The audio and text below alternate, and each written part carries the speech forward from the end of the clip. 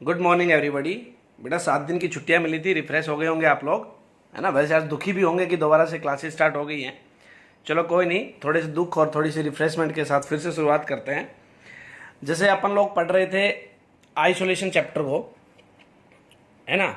Metallurgy का पूरा process हमने इसमें पढ़ा, जिसकी कहानी क्या थी कि मुझे ओर से प्योर मेटल एक्सट्रैक्ट करनी थी। और से क्या निकालनी थी भाई? प्योर मेटल निकालनी थी, है ना। 4 स्टेप में पूरा चैप्टर चला। पहला स्टेप था क्रशिंग कर दो ओर का। दूसरा स्टेप था भाई कंसंट्रेशन ऑफ द ओर। और तीसरा स्टेप था extraction of crude metal from concentrated ore. ठीक है ना भाई। ये 3 स्टेप हम लोग अब तक पढ़ चुके थे। डिफरेंट मेथड इनमें आए, कंसंट्रेशन ऑफ द ओर में आए, एक्सट्रैक्शन में आए, वो हमने पढ़ लिए हैं। और अब लास्ट स्टेप की ओर जाते हैं जहां हमें सबसे प्योर मेटल मिलेगी, दैट इज रिफाइनिंग। जो क्या है भाई? रिफाइनिंग, है ना। ये अपना लास्ट स्टेप है चैप्टर का। टोटल अपना ये मान के चलो आधे घंटे के आसपास का चैप्टर बचा हुआ है।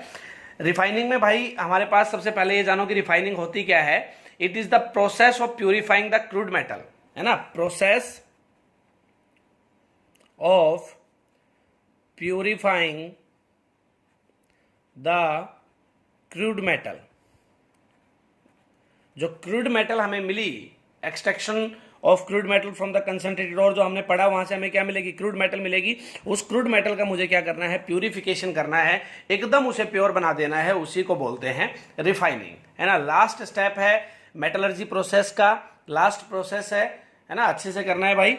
तो रिफाइनिंग समझ में आया क्या होता है? It is the process of purifying the crude metal. Crude metal को प्यूरिफाई करने का जो प्रोसेस है उसी को हम लोग क्या बोलते हैं? रिफाइनिंग बोलते हैं। अब रिफाइनिंग के हमारे पास यहाँ पे 8 टोटल मेथड है भाई, जिसमें पहला मेथड है कि डिस्टिलेशन प्रोसेस से रिफाइनिंग करेंगे। दूसरा है हमारे पास लिक्वेशन प्रोसेस से करेंगे। तीसरा है भाई इलेक्ट्रोलाइटिक रिफाइनिंग। चौथा है जोन रिफाइनिंग, है ना। पांचवा है वेपर फेज रिफाइनिंग, जिसमें हमारे पास 2 प्रोसेस आएंगे, मोन्स प्रोसेस एंड वान आर्कल मेथड या वान आर्कल प्रोसेस। छठा है हमारे पास क्रोमेटोग्राफिक मेथड ऑफ रिफाइनिंग। सातवां है हमारे पास पोलिंग, है ना। और 8वां है हमारे पास क्यूपलेशन, CUPELLATION। ये टोटल हमारे पास 8 मेथड है भाई रिफाइनिंग के, जिनसे हम रिफाइनिंग करेंगे। एक एक करके इनको पढ़ते हैं। सबसे पहले आते हैं डिस्टिलेशन के ऊपर। डिस्टिलेशन होता क्या है? देखो, डिस्टिलेशन जब जनरली दिमाग में आता है, ये वर्ड हम बहुत बार पढ़ चुके हैं, है ना। 7th क्लास से नाम आना स्टार्ट हो जाता है। तो डिस्टिलेशन जैसे ही दिमाग में आता है तो क्या कहानी आती है दिमाग में कि हमारे पास कोई भी एक सॉल्यूशन होगा, है ना, या कोई भी एक सॉल्यूशन है जिसमें भाई 2 कंपोनेंट है ना। 2 कंपोनेंट है, उनको मुझे क्या करना है? दोनों को सेपरेट करना है। दोनों कंपोनेंट्स को क्या करना होता है? सेपरेट करना है। और जिस पॉइंट ऑफ बेसिस पे हम लोग इनको सेपरेट करते हैं वो क्या होता है? On the basis of their boiling point. Boiling point का जो डिफरेंस होता है उस बेसिस पे हम लोग इनको क्या करते हैं? सेपरेट करते हैं। तो जनरल डिस्टिलेशन क्या होता है, मैंने पहले उसको एक्सप्लेन किया है कि हमारे पास कोई भी एक सॉल्यूशन होता है, उसमें जो 2 कंपोनेंट है उन दोनों कंपोनेंट्स को सेपरेट करना है बेटा। किस बेसिस पे? जो उनके बॉइलिंग पॉइंट का डिफरेंस है उसके बेसिस पे, है ना। उनके बॉइलिंग पॉइंट में आपको डिफरेंस मिलेगा तभी डिस्टिलेशन प्रोसेस पॉसिबल होगा, अदरवाइज नहीं होगा। ठीक है। तो जनरल डिस्टिलेशन ये होता है। अब ये डिस्टिलेशन प्रोसेस मैं रिफाइनिंग में कैसे यूज करूंगा वो देखो। This method is employed for purification of volatile metals like zinc, mercury, cadmium, etc. किस टाइप की मेटल्स के लिए यूज किया जाता है? ये छोटे छोटे पॉइंट आपको नोट करने हैं बस। वोलेटाइल मेटल्स के लिए यूज किया जाता है इसको। वजह क्या है वो आप समझ ही गए होंगे। वोलेटाइल है, इजिली अपने वेपर्स बना लेगी, है ना। The impure metal is heated in an iron retort and the vapors are condensed in separate receiver। अब ये कह रहा है कि जो भी आपकी इम्प्योर मेटल होगी, क्या होगी? जो भी मेरी इम्प्योर मेटल होगी उसको मैं फर्नेंस में हीट करूंगा। फर्नेंस में हीट करेंगे तो क्या होगा भाई? जो जिसका बॉइलिंग पॉइंट कम होगा उसके वेपर्स पहले बनेंगे, है ना। और उन वेपर्स को मैं क्या करूंगा? एक अलग रिसीवर में क्या कर लेंगे भाई? कंडेंस कर लेंगे। अब इनको अगर आपने कंडेंस कर लिया तो जिसका बॉइलिंग पॉइंट ज्यादा था, मतलब जिसके वेपर नहीं बने या जो नॉन वोलेटाइल इंप्योरिटीज थी, वो क्या होंगी, नीचे रह जाएंगी कंटेनर में, या आपकी जो फर्नेस उसमें नीचे रह जाएंगी। इसका मतलब क्या हुआ, मेटल और आपकी जो इंप्योरिटीज है वो एकदम क्या हो गई है, अलग अलग हो गई है। देखो मैं जनरली फिर समझा दे रहा हूं। सपोज मेरे पास ये एक फर्नेस है, कंटेनर ले लिया मैंने कोई, इसमें मैंने इंप्योर मेटल डाल दी, यहाँ पे मैंने इसको हीट करना स्टार्ट कर दिया, है ना। इसको हीट करूंगा तो क्या होगा, जिस जो वोलेटाइल कंपोनेंट है मेरा, वो क्या करेगा, अपने वेपर्स बना के उड़ना स्टार्ट हो जाएगा। या जनरली मैं कह सकता हूं जिसका बॉइलिंग पॉइंट कम है, वेपर्स बना के उड़ना स्टार्ट हो जाएगा। इन वेपर्स को मैं क्या करूंगा, कंडेंस कर लूंगा एक अलग रिसीवर में। इनको मैंने अलग कलेक्ट कर लिया, इनको फिर कंडेंस कर दिया, ये वापस से अपने किस फॉर्म में आ जाएगा, सॉलिड फॉर्म में आ जाएगा। और नीचे जो बच गया वो क्या है, नॉन वोलेटाइल इंप्योरिटीज है ना। तो डिस्टिलेशन प्रोसेस से हम क्या कर सकते हैं, एक क्रूड मेटल को क्या कर सकते हैं भाई, रिफाइन कर सकते हैं। जो नीचे बच गया वो मेरी इंप्योरिटीज हैं, और जो मेरी मेटल है वो कैसी थी, वोलेटाइल थी, तो वो अपने इजीली क्या बना लेगी, वेपर बना लेगी। तो ये मेरा पहला प्रोसेस था डिस्टिलेशन, जो कि रिफाइनिंग का था। उसके बाद हम आगे बढ़ते हैं भाई, दैट इज लिक्वेशन प्रोसेस। किस प्रोसेस की साइड, लिक्वेशन प्रोसेस, ठीक है। इसमें क्या है, इसकी भी वही कहानी। ये जो मेरा पहला मेथड था डिस्टिलेशन, उसमें मैंने कौन से पॉइंट को मेन पॉइंट रखा था, प्रिंसिपल क्या था उसका, बॉइलिंग पॉइंट के बेसिस पे किया था। एक वोलेटाइल मेटल थी, नॉन वोलेटाइल इंप्योरिटीज थी। लिक्वेशन प्रोसेस में हम लोग मेल्टिंग पॉइंट को प्रायोरिटी देंगे, है ना। कैसे देंगे वो देखो, this method is used for purification of such metals as contain impurities which are less fusible than the metal themselves, है ना। The melting point of the metals are lower than those of impurities. Melting point of metal is lower than those of impurities, ठीक है। अब इसमें हम क्या करेंगे, liquation process में आपका एक स्लोपिंग अर्थ ऑफ रिवर्टिबिलिटी फर्नेस लेंगे। उसका मतलब क्या है, स्लोपिंग अर्थ ऑफ रिवर्टिबिलिटी फर्नेस, कि मेरे पास यहां पे अब की बार जो फर्नेस होगी ना, वो कुछ इस टाइप से होगी, स्लोपिंग अर्थ होगा उसका, है ना। जो सरफेस होगा वो स्लोपिंग इन नेचर होगा। यहां पे मैंने क्या किया, इंप्योर मेटल डाल दी। यहां पे मैंने क्या किया भाई, इंप्योर मेटल डाल दी, ठीक है। अब मेल्टिंग पॉइंट जो था मेटल का वो लो था देन दोज ऑफ इंप्योरिटीज। ये इसका प्रिंसिपल है लिक्वेशन प्रोसेस का। ये जितने भी प्रोसेसेस आपने पढ़े हैं इस पूरे चैप्टर में, आपको बस इनके प्रिंसिपल्स को दिमाग में रखना है भाई। तो क्या हुआ कि इसका जो मेल्टिंग पॉइंट है मेटल्स का इंप्योरिटीज के कंपैरिजन में वो लो है, तो इसका मतलब मेटल जो है वो धीरे धीरे बह के आगे चलनी स्टार्ट हो जाएगी, है ना। और इंप्योरिटीज हैं वो बह के नहीं आएंगी, क्योंकि उनका जो मेल्टिंग पॉइंट है वो ज्यादा है in the comparison to metals. नीचे आ जाएगी आपकी कंप्लीट मेटल, इंप्योरिटी रह जाएंगी ऊपर। इसको बोलते हैं भाई लिक्वेशन प्रोसेस। लिक्वेशन प्रोसेस का जो मेन पॉइंट था वो क्या था, मेल्टिंग पॉइंट का डिफरेंस। डिस्टिलेशन प्रोसेस का जो मेन पॉइंट था वो क्या था, बॉइलिंग पॉइंट का डिफरेंस, है ना।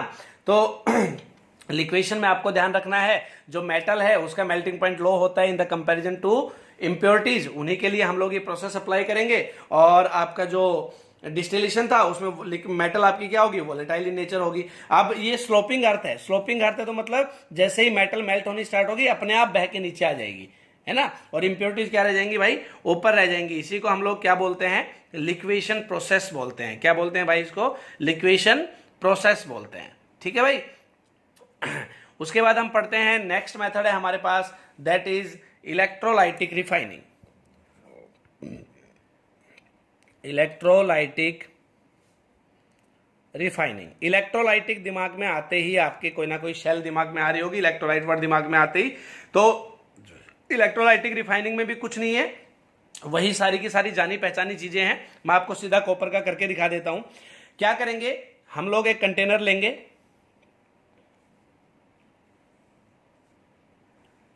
इस कंटेनर में बच्चे क्या करेंगे, जो इलेक्ट्रोलाइट लेंगे वो जोन सी मेटल आप यूज कर रहे हो उसी का साल्ट लेंगे। ये बात आपको पहले से भी पता है ना। तो यहां पे अगर मैं कॉपर का आपको करके दिखा रहा हूं तो मैं यहां पे लूंगा acidified copper sulphate solution. Acidified copper sulphate solution, ठीक है। एसिडिफाइड कॉपर सल्फेट सॉल्यूशन का मतलब काफी बुक में आपको यूं भी लिखा मिल जाएगा, CuSO4 प्लस H2SO4। इसी को बोलते हैं एसिडिफाइड कॉपर सल्फेट सॉल्यूशन। अब एक आपका कैथोड होगा, एक आपका एनोड होगा, ये तो जनरल सी चीज है। तो मैंने यहाँ पे जो एनोड लिया, दूसरा मेरा यहाँ पे ये कैथोड है। इसमें आपको दो चीजों को दिमाग में रखना है बस, कि जो मेरा क्रूड मेटल था या जो इम्प्योर मेटल था उसको मैं यूज करूंगा एज ए एनोड। ये है मेरा इम्प्योर मेटल या क्रूड मेटल जिसमें इम्प्योरिटीज हैं, इसको मैं यूज करूंगा एज ए एनोड। और जो प्योर उसी का, ये कॉपर का मेरा क्रूड मेटल है ना, कॉपर का मेरा इम्प्योर मेटल का पीस है, ठीक है, उसी का मतलब कॉपर का ही जो प्योर मेटल होगा उसका जो पीस होगा उसको मैं यूज करूंगा एज ए कैथोड। ठीक है, उसको यूज करूंगा एज ए कैथोड। दोनों को मैंने यहां पे बैटरी से कर दिया कनेक्ट। दोनों को किससे कनेक्ट कर दे भाई? बैटरी से कर दे हम लोग कनेक्ट। बैटरी से कनेक्ट कर दिया, ये मेरा पॉजिटिव टर्मिनल, ये मेरा बैटरी का पॉजिटिव टर्मिनल, ये नेगेटिव टर्मिनल, ये मेरा नेगेटिव।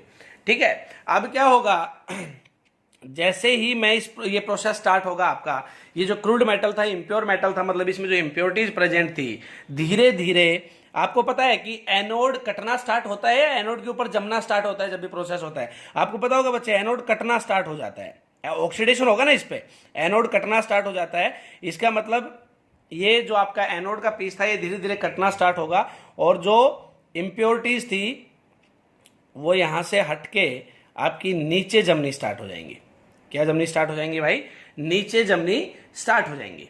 ठीक है, ये इम्प्योरिटीज आपकी नीचे जमनी स्टार्ट हो जाएंगी। और आपको पता है कि कैथोड के ऊपर क्या होता है, जैसे ही आपके इलेक्ट्रॉन्स यहां से जाएंगे कैथोड के ऊपर क्या होगा, एक लेयर जमनी स्टार्ट हो जाती है। कैथोड के ऊपर क्या होगा, आपकी एक लेयर जमनी स्टार्ट हो जाती है। ये आपने थर्ड चैप्टर में पढ़ा था कि एनोड कटना स्टार्ट होता है, कैथोड के ऊपर जमना स्टार्ट होता है। हम लोग जो डिपोजिशन ऑफ मेटल्स के न्यूमेरिकल्स वगैरह करते थे इलेक्ट्रोकेमिकल चैप्टर में, आपको पता होगा वहां पे हमेशा लिखा आता था कि deposition at cathode, deposition at cathode, है ना। तो ध्यान में रखें कि कैथोड के ऊपर हमेशा डिपोजिशन होता है। तो ये जो यहाँ पे कैथोड के ऊपर आके जमेगा ना, ये आपका प्योर कॉपर होगा। ये क्या होगा भाई? प्योर कॉपर ही होगा। इंप्योरिटीज थी वो एज ए एनोड मड, क्या बोलते हैं इसको, anode mud, MUD, anode mud बनके आपकी नीचे जम गई है, या इसको एनोड स्लज भी बोलते हैं, SLUDG। ये एनोड मड या एनोड स्लज बनके भाई नीचे बैठ गई है सारी की सारी इंप्योरिटीज, और उसमें से जो प्योर मेटल थी वो कट कट के वो आपकी किधर आनी स्टार्ट हो गई है, कैथोड के ऊपर डिपॉजिट होनी स्टार्ट हो गई है। ठीक है ना, यह आपका टोटल इलेक्ट्रोलाइटिक रिफाइनिंग का प्रोसेस है। बहुत ही बढ़िया और इंपॉर्टेंट प्रोसेस है इलेक्ट्रोलाइटिक रिफाइनिंग का, आप दिमाग में रखें। और आपको मैं एक बात बता दूं, 99.9% प्योर मेटल अगर हमें प्राप्त करनी है, 99.9% प्योर मेटल, है ना, ये एक ऐसा परसेंटेज है जो हम कई बार ये दिमाग में लाए ना, कितने परसेंटेज मुझे बोर्ड में लेके आने हैं, तो भी समस्या क्रिएट हो जाती है।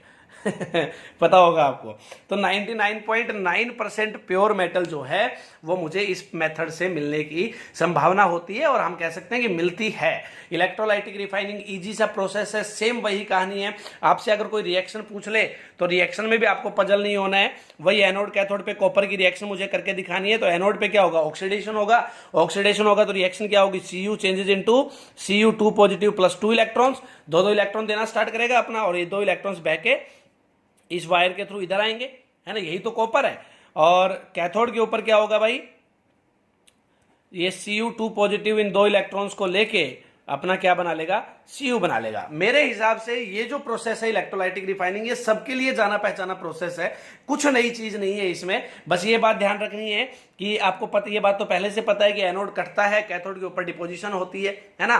तो आपको ये बात ध्यान रखनी है, जो एनोड होगा वो मेरा इम्प्योर मेटल का पीस होगा, और जो कैथोड होगा वो मेरा प्योर मेटल का पीस होगा। और जो सॉल्यूशन लेंगे वो उसी का इलेक्ट्रोलाइटिक सॉल्यूशन होगा जो मेटल हमने यहाँ पे यूज किया है। लाइक मैंने Cu के इलेक्ट्रोड यूज किए हैं, तो यहाँ पे एसिडिफाइड CuSO4 सॉल्यूशन होगा। रिएक्शन आप इजीली लिख ही सकते हो एनोड और कैथोड की अलग से। ठीक है भाई, तो द इम्प्योरिटीज ऑफ आयरन, निकल, zinc and cobalt present in the copper, कि कॉपर में किस टाइप की इंप्योरिटी, जो आयरन, निकल, जिंक एंड कोबाल्ट हैं, बीइंग मोर इलेक्ट्रोपॉजिटिव, जो कि मोर इलेक्ट्रोपॉजिटिव है, पास इनटू सॉल्यूशन है सोल्यूबल सल्फेट। ये कह रहा है कि जो ज्यादा आपकी इलेक्ट्रोपॉजिटिव इंप्योरिटीज होंगी, है ना। जो आपकी इस जो एनोड मैंने इम्प्योर एनोड जो आपका यूज किया है, इसमें जो आपकी ज्यादा इलेक्ट्रोपॉजिटिव इंप्योरिटीज होंगी वो तो इस सॉल्यूशन में पास हो जाती है, मतलब मिक्स हो जाती है अपने सल्फेट्स बना के। ये ज्यादा इलेक्ट्रोपॉजिटिव है, ज्यादा रिएक्ट करेगा भाई, जल्दी रिएक्ट करेगा तो अपने सल्फेट बना के इस सॉल्यूशन में मिक्स हो जाती है। और इस टाइप की इंप्योरिटीज भाई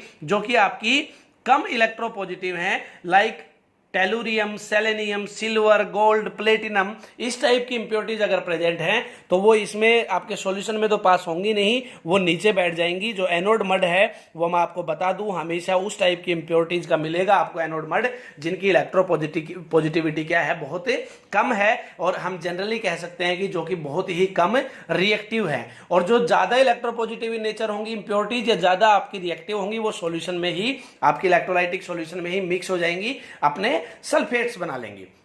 ठीक है, तो आपको इलेक्ट्रोलाइटिक रिफाइनिंग में क्या ध्यान रखना है, एनोड किस चीज का होना चाहिए, कैथोड किस चीज का होना चाहिए, एनोड कैथोड पे रिएक्शन कौन कौन सी होती है ना। एनोड मड आपकी किस टाइप की इंप्योरिटीज होंगी, ज्यादा इलेक्ट्रोपॉजिटिव की कम इलेक्ट्रोपॉजिटिव, अगर ज्यादा इलेक्ट्रोपॉजिटिव इंप्योरिटीज हैं तो उनका क्या होगा, कम इलेक्ट्रोपॉजिटिव इंप्योरिटीज हैं तो उनका क्या होगा, है ना।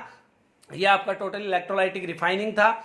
उसके बाद आपको लिक्वेशन में क्या क्या ध्यान रखना है कि जो मेन बेसिस है वो क्या है डिफरेंशिएट करने का इंप्योरिटीज और मेटल को, किस टाइप की हार्थ हम यहाँ पे या फर्नेस हम यहाँ पे यूज करते हैं, है ना। डिस्टिलेशन में आपको ध्यान रखना है कि आपका जो मेन बेसिस है वो क्या है, मेटल को और इंप्योरिटीज को सेपरेट करने का, मेटल आपकी कैसी होनी चाहिए, इंप्योरिटीज आपकी कैसी होनी चाहिए। लिक्वेशन में भी आपको यही ध्यान रखना है, मेटल का मेल्टिंग पॉइंट कैसा होना चाहिए, इंप्योरिटीज का कैसा होना चाहिए। तो ये तीन प्रोसेस हमारे पास हुए भाई, distillation, liquation and electrolytic refining, है ना। जो हमारा नेक्स्ट लेक्चर आएगा उसमें हम लोग zone refining, vapour phase refining, chromatographic method, polling और क्यूपलेशन, इन पांचों को कवर करेंगे। चैप्टर अपना एंड हो जाएगा अगले लेक्चर में, है ना। छोटे छोटे प्रोसेस है, लंबी चौड़ी कहानी इनमें है नहीं, है ना। तब तक आप इसको इजिली समझने की कोशिश करें, दिमाग में डालें, है ना। और ज्यादा बोधरेशन ना ले दिमाग पे, मैं हर बार कहता हूं। रिफ्रेश भी हो चुके हैं, एक नई एनर्जी के साथ आए। छुट्टियां, मैं छुट्टियों के बारे में अगर एक बात कहूँ ना बेटा, तो छुट्टियां इसीलिए की जाती हैं कि बच्चे थोड़े से रिफ्रेश हो जाएं, है ना। तो रिफ्रेश आई होप आप हो चुके होगे, नहीं हुए हो तो धीरे धीरे काम करने की कोशिश करो, ज्यादा बर्डन ना ले बेटा दिमाग पे। पढ़ाई लिखाई चलती रहती है आपकी ऐसे ही, है ना। अपने रिफ्रेश भी होते रहे, थोड़ा सा एंजॉय भी करते रहे साथ साथ में। बट जो अपना मैंडेटरी काम है, जिस काम को हमें ज़्यादा प्रायोरिटी देनी चाहिए, मैंने आपको पहले भी क्लासेज में मैं कहता था कि प्रायोरिटी के हिसाब से काम करना सीखो बेटा। तो अपने लिए जो सबसे इंपॉर्टेंट प्रायोरिटी या प्रायोरिटी नंबर 1 का जो काम है वो पढ़ाई है, इसको ना छोड़ें। ज़्यादा ना पढ़ें, कम पढ़ें, लेकिन रेगुलर पढ़ें, है ना। एक रूटीन में पढ़ाई करते रहें भाई, थोड़ा थोड़ा पढ़ते रहें और जरूर हम एक दिन कामयाब होंगे। वैसे कामयाबी बहुत मुश्किल हो चुकी है आज के टाइम में, आपको भी पता है। तो पढ़ना ना छोड़े बेटा। सब बच्चों से मेरी यही रिक्वेस्ट है, जो वीक है, देखो वीक और इंटेलिजेंट कुछ होता नहीं है वैसे, जो पढ़ेगा वही इंटेलिजेंट है, जो नहीं पढ़ेगा वो वीक है ना। चाहे वो भले ही पहले इंटेलिजेंट हो, ये तो मैंने देखा है मेरी लाइफ में। तो हमेशा अपने रूटीन में काम करते रहें, है ना, बिना किसी टेंशन के। Thank you.